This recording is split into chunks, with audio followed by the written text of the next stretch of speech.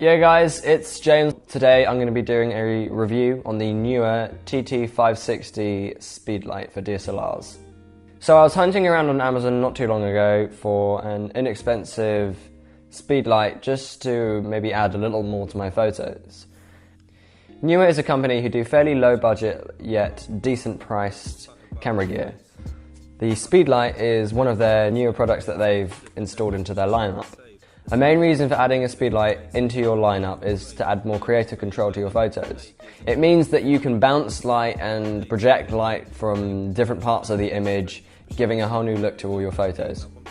The Speedlite runs on 4 AA batteries, so you can't really charge it up from the Speedlite. However, I just use rechargeable batteries because in the long run it's a lot cheaper.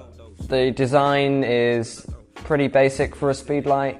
It looks fairly similar to the kind of thing you'd see come on from Canon and things. However, there's no screen on the back. It's just a couple very basic settings to adjust.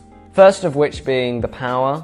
There are 8 different power modes, and so you can range between all of them using the plus and minus buttons. This means that depending on how close you are to your subject, you can choose the intensity of light that you'd like to be using.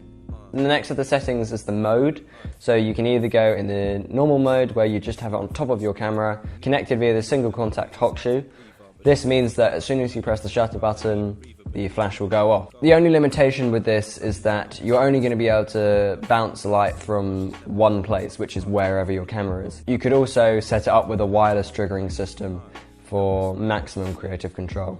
However, if you don't have the wireless triggering system, you can always just use the slave mode, where as soon as it sees another flash go off, the flash will go off at the same time. You can do test shots and things as well using the test button. This isn't a feature I use a whole lot, to be honest.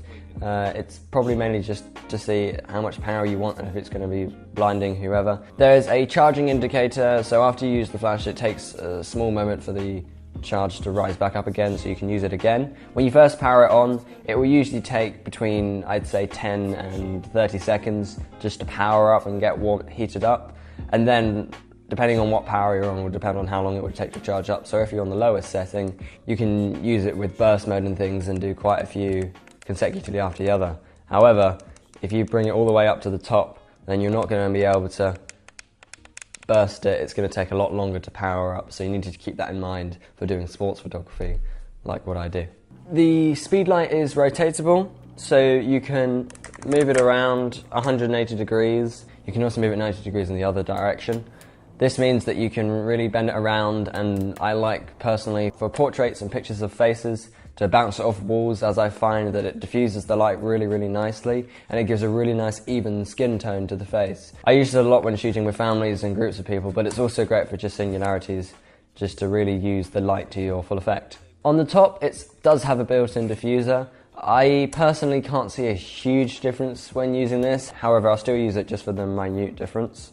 Also there's a small white reflector, and so if you are shooting in a place where it might not have a ceiling, you can use the white reflector and the light will automatically bounce off that into your subject. This is great for if you're shooting possibly outside, and I used this a couple of nights back and it actually worked really well and I got some nice family photos with it. The Speedlite comes in this kind of silk microfiber cloth bag, which is great. It's great to carry it around in, and it means that it's not going to get broken. It is cheap and plasticky, but you have to remember that you are spending around £29 for this, so don't be expecting the better build quality that you'd get from something like a Canon Speedlite, which can be more than twice the price. The only downside to this Speedlite is that you can't really use it for any shutter speeds over roughly around 320. This is because you start to get gradients and cut-offs where the shutter has opened and closed and it hasn't been open enough long enough to get the light from the Speedlite in. You end up with having a huge black bar at the bottom of your image. So if you are capturing something with a lot of speed and motion, this might not be the best Speedlite for you.